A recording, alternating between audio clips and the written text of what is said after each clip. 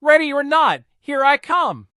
My daughter Lily's voice echoed from the living room, bright and excited. I smiled to myself as I quietly slipped into the bedroom closet, gently pulling the door almost closed.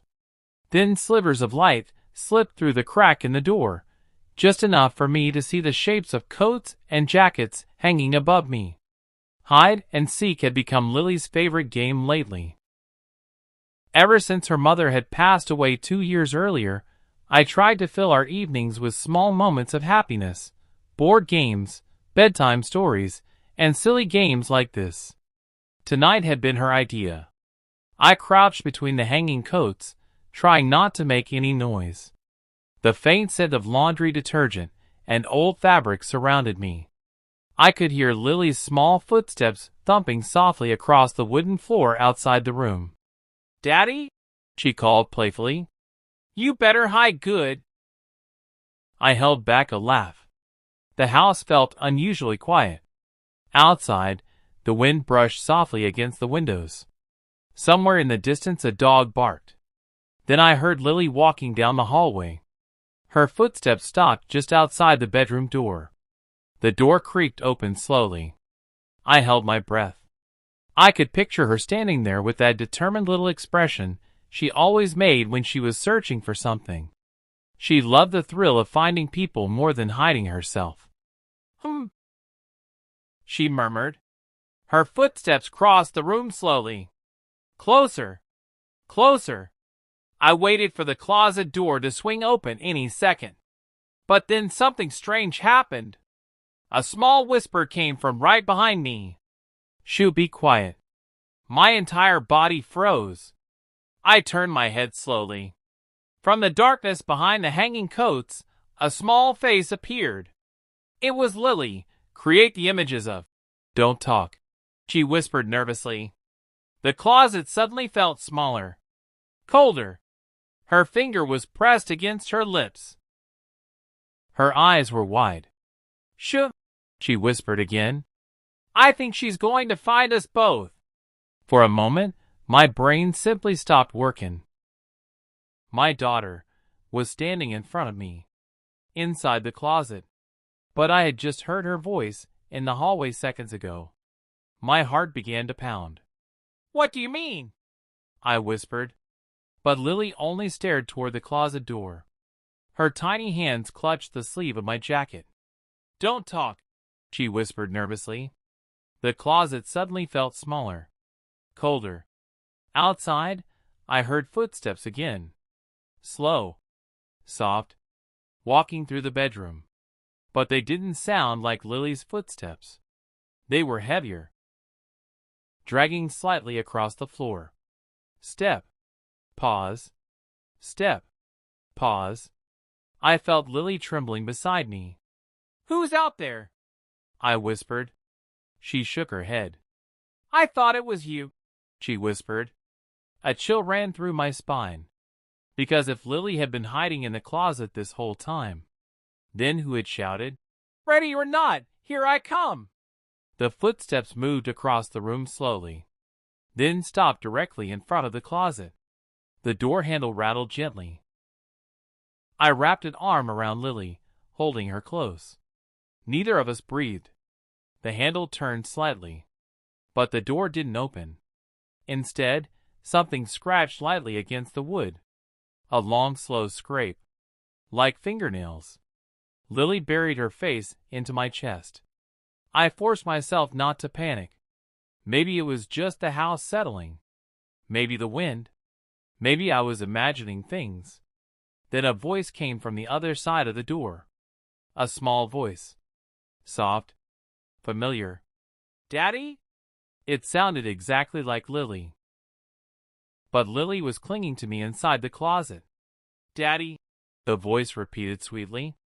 "I found you." My stomach twisted. Lily's fingers dug into my shirt. "That's not me," she whispered. The voice outside giggled softly, a giggle identical to Lily's laugh.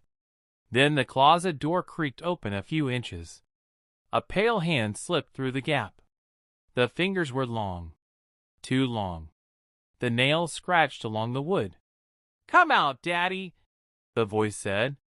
You're supposed to be found. My mind raced. Was this some kind of nightmare? A prank?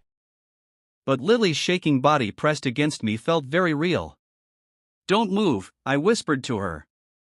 The closet door opened wider. Moonlight from the bedroom window spilled inside. And standing outside the closet was Lily. Or at least something that looked exactly like her. Same small frame. Same messy brown hair. Same pink pajamas. But her smile stretched too wide. And her eyes were completely black. She tilted her head slowly. You're not playing right, she said. Inside the closet, Lily began to cry silently. That's not me, she whispered again. The thing outside the closet took a step forward. Its movements were stiff and jerky, like a puppet being pulled by invisible strings. Daddy, it said in a sing-song voice. Daddy? Why are there two of us?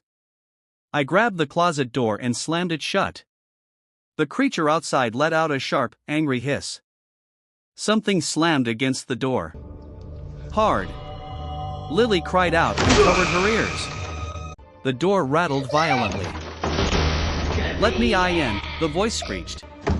Its sweet childlike tone had twisted into something horrible. The banging grew louder. Faster. The entire closet shook. Daddy, Lily sobbed. It's okay, I whispered, though my voice shook. It can't get in. Then the banging stopped. Suddenly. Silence filled the room. I waited. My heart hammered so loudly I thought the thing outside might hear it. Seconds passed. Then a slow scratching sound began. Not on the door. Above us. I looked up slowly. The scratching was coming from the ceiling. Something was crawling. Inside the walls. Moving across the top of the closet. Lily whimpered. Daddy! Daddy! The scratching stopped directly above us. Then came a soft giggle. Right over our heads. Found you. Before I could react, the closet ceiling cracked with a loud snap. A long, pale arm burst through the wood. Fingers stretching toward us. I grabbed Lily and shoved the closet. We ran. Behind us, the creature screamed in fury as the ceiling continued to break apart. We sprinted into the hall. The house lights flickered violently. Every shadow seemed to move. Out the door. Here I come. I shouted. We ran toward the front door. But just as we reached it, the voice came again. From behind us. From above us. From everywhere. Ready or not. The lights went out completely. Darkness swallowed the house. Here I come. I fumbled desperately with the door lock.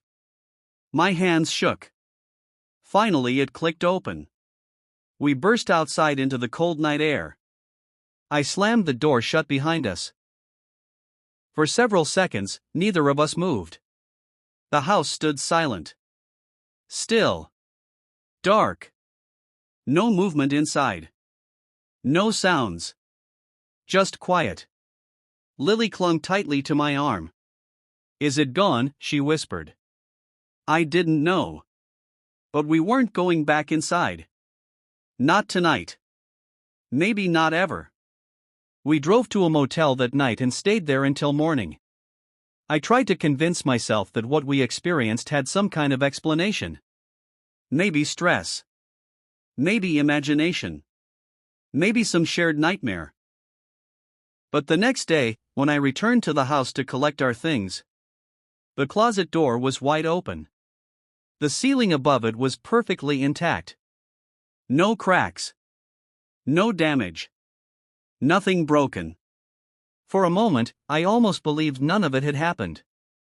Until I saw the message scratched into the inside of the closet door. 4 deep words carved into the wood. Ready or not. Round 2. And beneath it, in a child's uneven handwriting, I'm still hiding.